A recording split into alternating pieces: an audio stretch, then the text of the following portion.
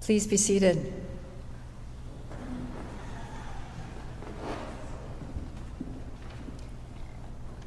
Let the words of our mouth and the meditation of our hearts be acceptable in thy sight, O Lord, our strength and Redeemer.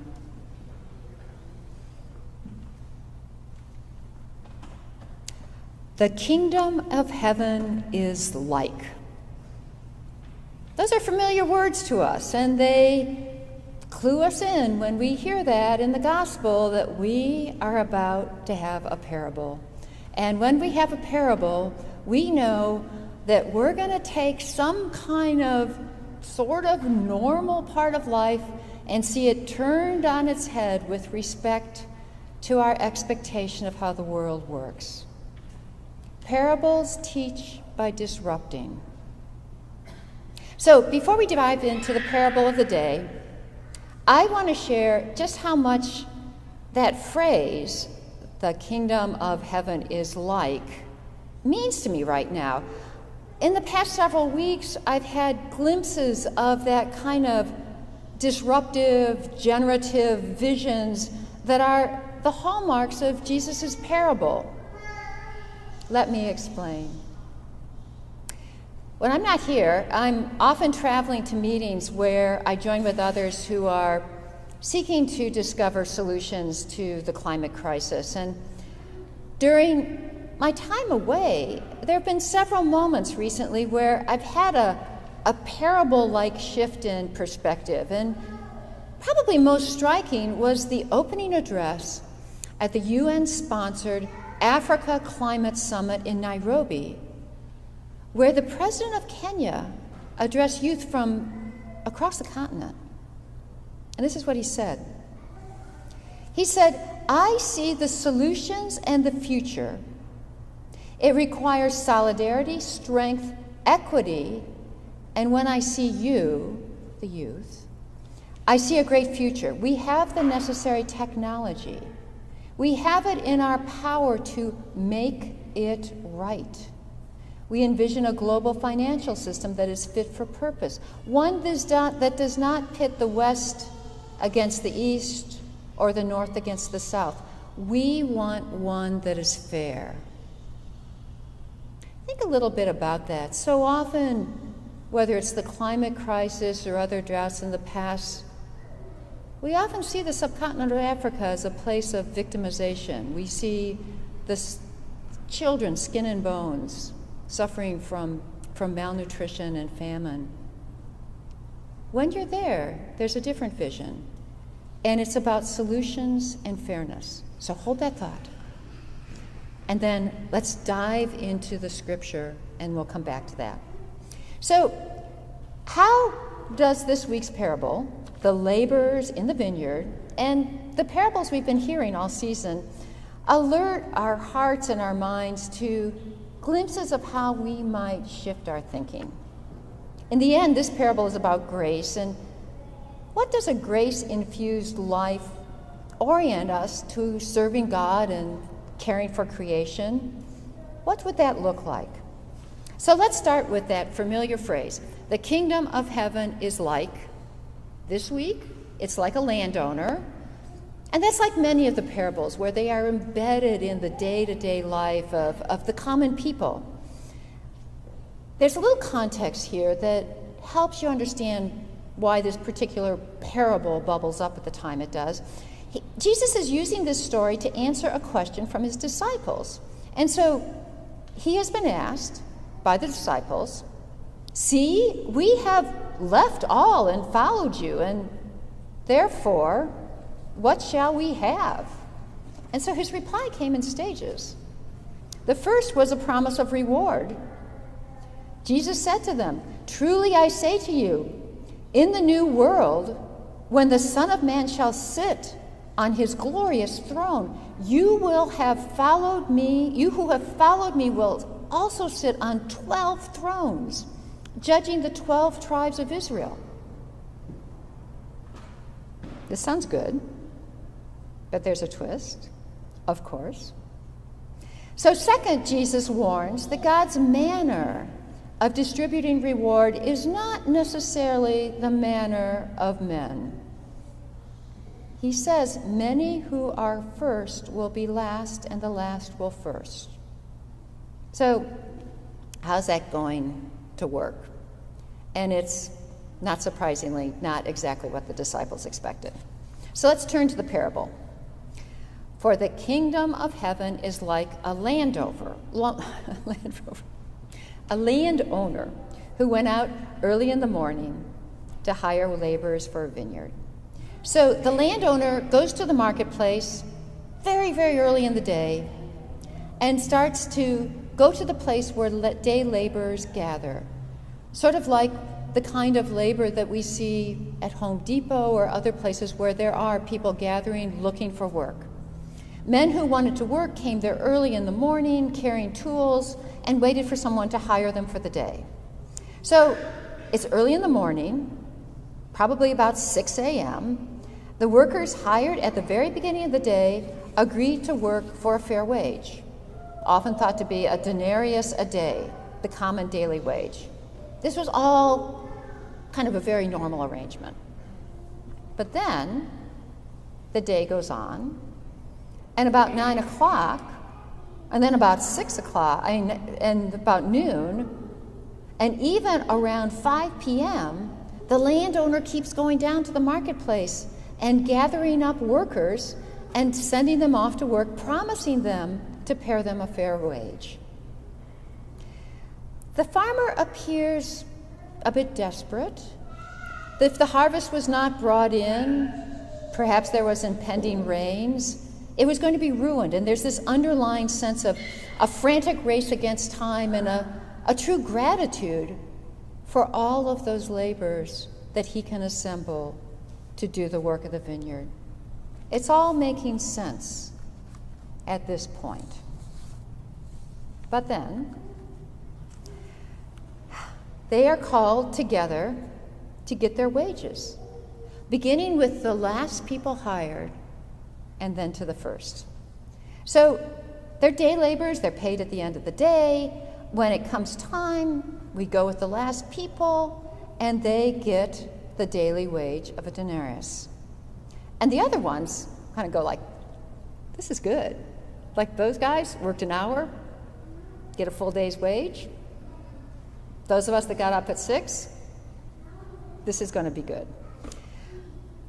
But they were disappointed because the landowner paid the same people that worked a full day the same wage as the ones that had only gotten an hour's work. The order of payment was probably important because if the workers that had been paid first had not seen that initial payment for the people that only worked for an hour, they wouldn't have had so much time to develop an expectation of what they deserved. So the men that were hired first got the exact same pay as the ones hired in the 11th hour. They were not happy. They complained against the landowner. After being paid, they went to the landowner and said, you gave us the amount equal to those people that had only worked for an hour. And it's easy to sympathize with them because they had worked all day. They deserve something more. The landowner replies, "Friends, I'm doing you no wrong. Did you not agree with me to work for a denarius?" The landowner reminds them that he had been completely fair to them. He had not broken a promise. "I choose to give to this last man the same as to you." The landowner did nothing to explain why he did it. He simply said, "I choose." And the reasons for the landowner's generosity were completely unto himself. So the punchline becomes, so the last will be first, and the first will be last. This is the parable that Jesus uses to assure Peter and the other disciples that they will be rewarded. But the principle of many who are first will be last, and the last will be first, meant that God may not reward as we expect, just as the parable illustrated. The last will be first, the first will be last. how does this point to what the kingdom of heaven might be like? The kingdom of heaven is about God's grace. Grace. When God rewards and blesses people according to his will, not necessarily to what people believe they deserve. Grace upends the system of law and economics that we use to govern our lives, that you get what you deserve.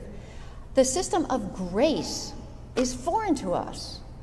God deals with us according to who he is, not according to who we are and what we do. I want to return in a moment to thinking through what this might have to do with our season of creation. But first, I want to go back to that notion of what is fair. When I swim in this world where everybody's looking for climate solutions, it's a place that's riddled with hierarchies of wealth and power, and it's noisy, it's full of misinformation and greenwashing, and there's a big push to figure out who is to blame and who is responsible and what is fair. And recall President Ruto's words, the president of Kenya. We want what is fair. But in a grace-imbued world, what does fair mean? So I told you, I kind of go through these weeks looking to have my notions of how the world works challenged. And that happened. And it happened at the Africa Summit in the words of a Maasai leader, Dixon Ole Kaleo, who lives and works in the traditional grazing lands on the boundary of the Serengeti, the Mara National Reserve.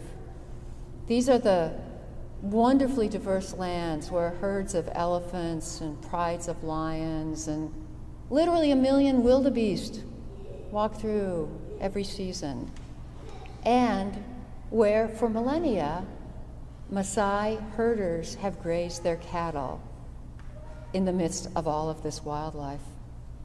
So Dixon has been working with fellow Maasai leaders for about 2 decades to come up with a plan to adapt to climate change. Climate change is not new there.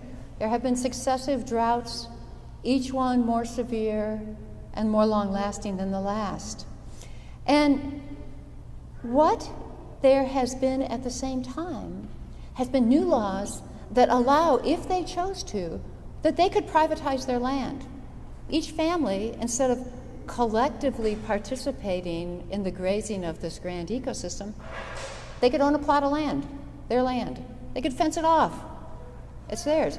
They could sell it to an entrepreneur who could put in an ecotourism resort and make some quick money. The Maasai have resisted this. Instead, they have created a conservancy that holds the land in common. It keeps some of the land in a grass bank that they can collectively use in the case of drought. And they have all contributed with the last and the least of the people with respect to the riches as measured in cattle, having the same access as those that have the most wealth. And when I think about this, I think a bit about what this means in terms of what a grace-imbued kingdom of heaven might look like as a way to cope.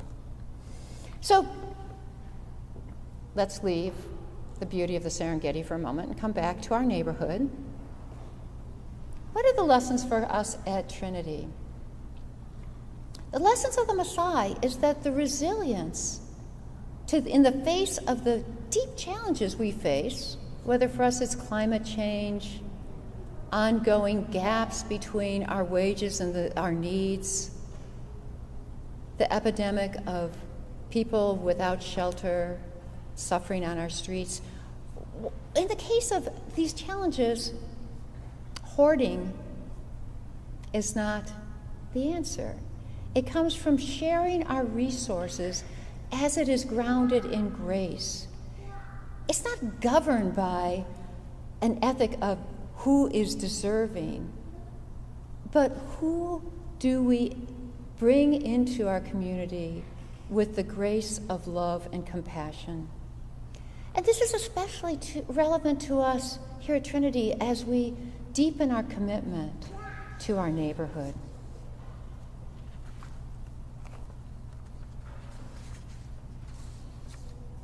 On a more personal level, what does a grace-filled life mean to us in our individual lives? And as we think about the care of creation, grace must be the hallmark of our service to creation in our community. The ability to serve God is in fact a gift of His grace. The call to serve God is the gift of His grace. Every opportunity to serve God is a gift of His grace, and especially being in the right state of mind to do the Lord's work is a gift of grace. Join me in prayer for that state of mind. Gracious God, help us see how this glimpse of the kingdom of heaven helps us navigate our life here on earth. Lead us towards a grace-imbued strategy that allows us to share with all people in the stewardship of creation. Amen.